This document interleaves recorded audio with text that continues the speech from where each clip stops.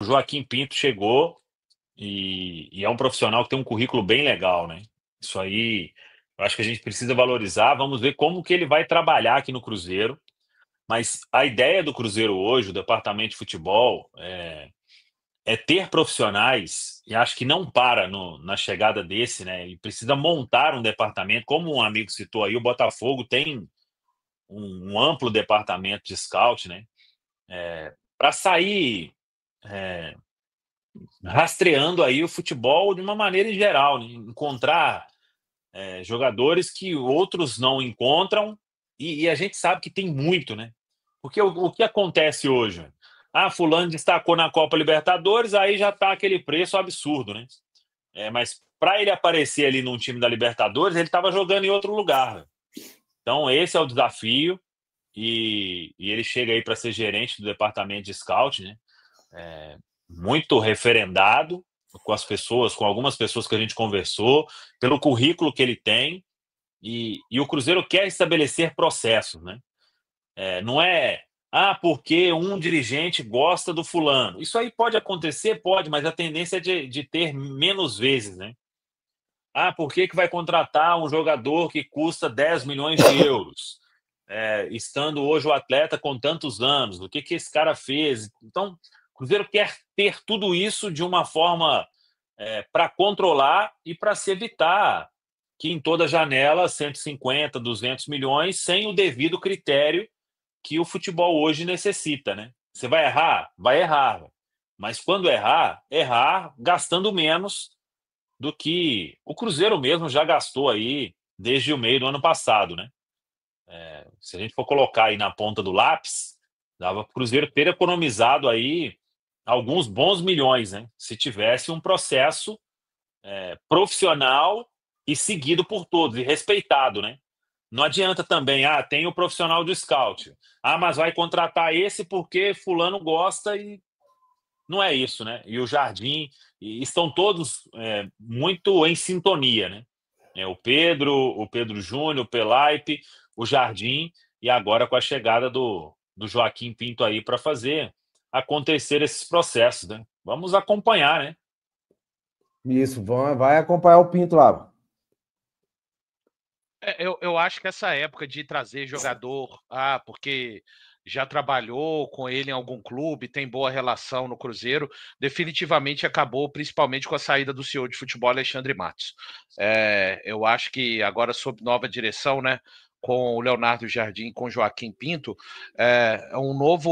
uma nova maneira de se pensar futebol, e me chama muita atenção aqui olhando 1, 2, 3, 4, 5, 6, 7, 8, 9, 10. Olhando os 10 jogadores que ele contratou na era do Benfica, os jogadores com idade mais avançada foram os zagueiros, foi o zagueiro Lucas Veríssimo, 25 anos, e também o David Neres, 25. Fora isso, o Darwin Nunes, 21, o Everton Cebolinha, 24 anos, Enzo Fernandes, 21, o João Vitor, zagueiro, 23, o Marcos Leonardo, 20, Arthur Cabral também está nessa aí de 25 anos, o Gianluca Prestiani, 18 anos, e o Roleiser, 23 anos. Então, me chamou a atenção a idade, né? O máximo que ele foi ali nos 25 anos.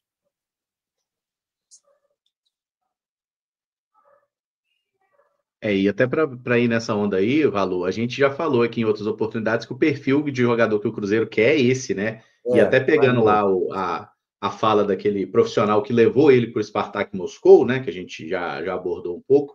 A fala dele é que o nosso querido Joaquim aí é um cara que acompanha muito, né? O futebol brasileiro, Série A, B, C, base, inclusive, né? Ele falou sobre isso.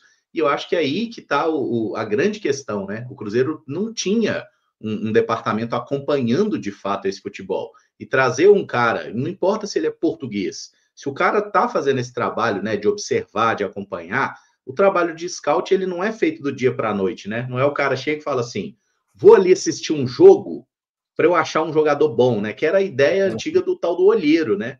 O clube vai mandar um olheiro para observar o jogo, ver se o cara é bom de verdade. Em um jogo, às vezes, o cara destrói e depois nunca mais, em um jogo, o camarada pode não conseguir render bem, acontece.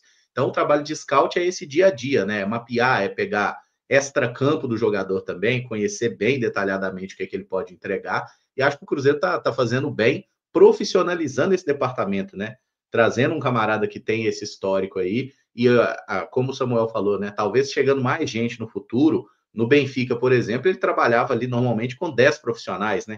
O Benfica tinha 10 caras só cuidando dessa parte de scout, justamente porque eles fazem uma prospecção muito boa de mundo, né? Eles buscam jogadores em outros mercados. Aqui no Brasil, a gente sabe que as opções são mais limitadas, né? Não é todo jogador de uma grande liga europeia que está bem, ele não vai ter interesse em vir para o Brasil, né? Salvo aqueles caras que são brasileiros ou sul-americanos ou que estejam, sei lá, em fim de contrato.